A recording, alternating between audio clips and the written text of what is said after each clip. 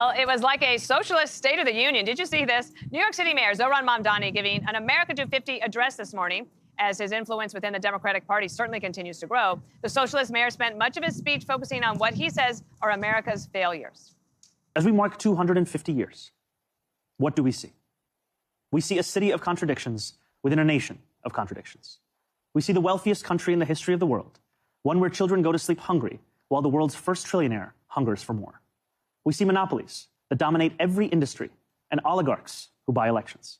We see masked agents terrorizing our streets, eating food cooked by our undocumented neighbors before spiriting them away in unmarked vans. This as more Democrats who are moderates try to hit the brakes before their party takes a hard left turn fully into socialism. Party may have to splinter. People always talk about the end of the two-party system. We might see it pretty close to the end of it. Democrats are going off the rails. They're not even focused. What matters to people is affordability. And Democrats right now are focused on two things. They're focused on anti-Semitism and socialism. If less than 45% of Democrats are even proud to be an American, and that's why they are nominating people that are an avowed communist and have deeply anti-views. So for me, that's distressing to me as a Senator, Democrat.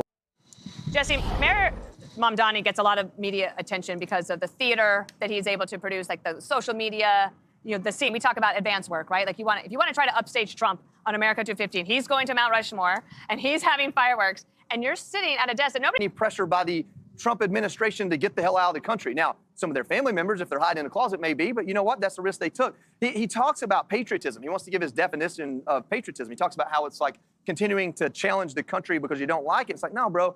Patriotism in the way that we're celebrating it 250 years is being willing to give everything you have, your time, your wealth, your flesh, for this cause, for this country. Who's the last great Democrat? Maybe JFK, Ask not what your country can do for you, but what you can do for your country. Democrat president, Harold. But this idea of selflessness, of course, there's a limit to it. Of course, skeptical of those in power of you and of wars and things. But there is a moment you can take a break and say, what a beautiful country that all those people standing around him, whatever their background and origin, are naturalized citizens. This is a country where you can do that. This is a place that is the most prosperous place of its size and freedom in the world. And you can still get a pass to live here. The fact that it's even available at all is a miracle. It's huge. And what does he want to do? He wants to tell you how bad we are, because that's a wave they get to ride, regardless of how it crashes on the shore. They don't care what it destroys when it lands. It's just they get to ride it to power on the way. He's not worth but a couple $100 grand. Thankfully, his parents are worth upwards of $10 million. He's not going to, be in a bad spot anytime soon. But, God forbid. Yeah, we see a pattern. Yeah, God forbid you turn your AC down. Harold, it's kind of wild. He's 35 years old. He's a Ugandan immigrant. He never held a real job in his life, finds himself the mayor of the most powerful city in the world, and then sits there and tries to say to Americans, over 250 years, you've not lifted anybody up? How's that? Disagree with, because I think of the great Ronald Reagan, who oftentimes, I was much younger, but I didn't always agree with all of the domestic policy. But when he talked about tearing down walls, when he talked about governments go to war when the price of aggression is cheap, when he talked about the need for us to invest in our future and invest in our military, those were things that could unify the country. You may have some disagreement, but to Jesse's point, he took you where he wanted and he lifted you up. We lost a great civil rights leader, Jesse Jackson, a few months back. Whether you liked him or didn't like him or agreed or disagreed with him, his speeches tried to lift us all to a better place.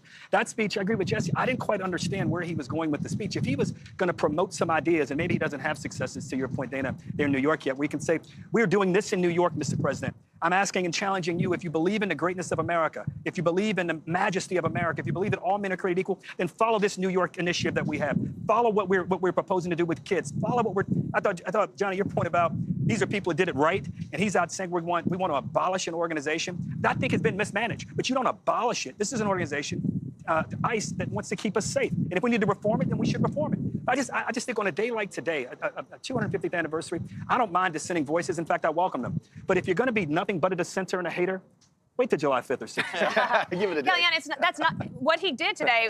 As a professional communicator, I imagine that you think it's a little bit like malpractice, what he did. That's not a hard speech to write. Even if you wanted to criticize the country, you could have done it in a different way. This was a huge failure, but this is what he's accustomed to. I actually think he was trying to recreate the five. He's the Jesse Waters in the middle, and they figured, let's just triple the number of people now.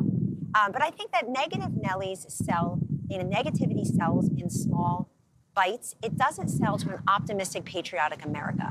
We tend to elect people, particularly for president, who we see as more optimistic and just more joyful. There's been 2 exceptions to that since 1960. And I just don't think it's going to sell. Also, I just want people to understand the Democratic Party that Harold represented, that I grew up around, it doesn't exist anymore. The Democratic Party is at war with itself. And what is the war? It's not, you want to cut taxes, I want to raise them. It's We need to be less patriotic, more hateful toward America, more socialist leaning, Medicare for all, not respect the vets in the military, let alone fund them, not back the blue, criticize them. And anti-Israel is the cost of admission now. It is the cost of admission.